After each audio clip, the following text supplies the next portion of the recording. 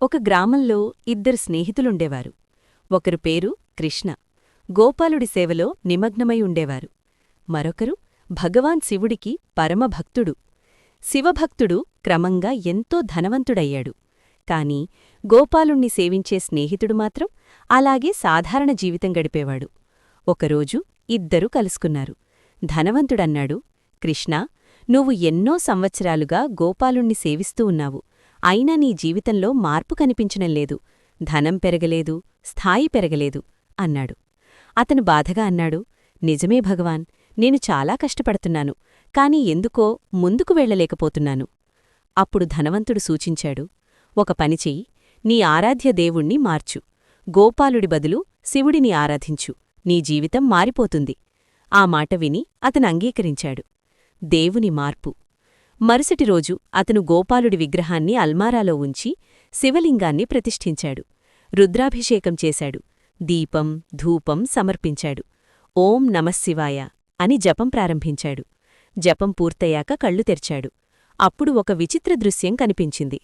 అగరబత్తీ పొగ అల్మారాలో ఉన్న గోపాలుడివైపు వెళుతోంది. అతని మనసులో కోపం వచ్చేసింది. ఇన్ని సంవత్సరాలు సేవ చేశాను, అప్పటికీ ఏమీ ఇవ్వలేదు. ఇప్పుడు నేను శివుణ్ణి పూజిస్తున్నాను కాబట్టి ఈ సుగంధాన్ని కూడా తీసుకుంటున్నారా అని అనుకున్నాడు. అతను కోపంగా అల్మారావైపు వెళ్లాడు. అద్భుత దర్శనం. అతను చెయ్యి చాపగానే సాక్షాత్తూ శ్రీకృష్ణుడు అతని చేతిని పట్టుకున్నాడు. భక్తుడు ఆశ్చర్యంతో కదలలేకపోయాడు. అతను నమస్కరించి అడిగాడు, ప్రభూ, నేను శివారాధన చేస్తున్నాను, మీరెలా ప్రత్యక్షమయ్యారు? భగవంతుడు స్మితంతో పలికాడు, పుత్రా, ఇంతవరకు నన్ను కేవలం ఒక లోహ విగ్రహంగా మాత్రమే భావించావు. నేను చూస్తాను, వింటాను, అనుభవిస్తాను అనే భావం నీలో ఎప్పుడూ రాలేదు. కాని ఈరోజు ధూపపు పొగ నావైపు వెళ్ళినట్టుడు గోపాలుడు ఆ సువాసనను స్వీకరిస్తున్నాడు అనే భావం నీ హృదయంలో కలిగింది. ఆ క్షణంలో నన్ను జడమైన విగ్రహంగా కాకుండా చైతన్య స్వరూపిగా భావించావు. అదే భావం, అదే నిజమైన భక్తి నన్ను ప్రత్యక్షం చేసింది. దేవుడు ఎవరైనా కావచ్చు, శివుడు కావచ్చు, విష్ణువు కావచ్చు, సూర్యుడు కావచ్చు, చంద్రుడు కావచ్చు.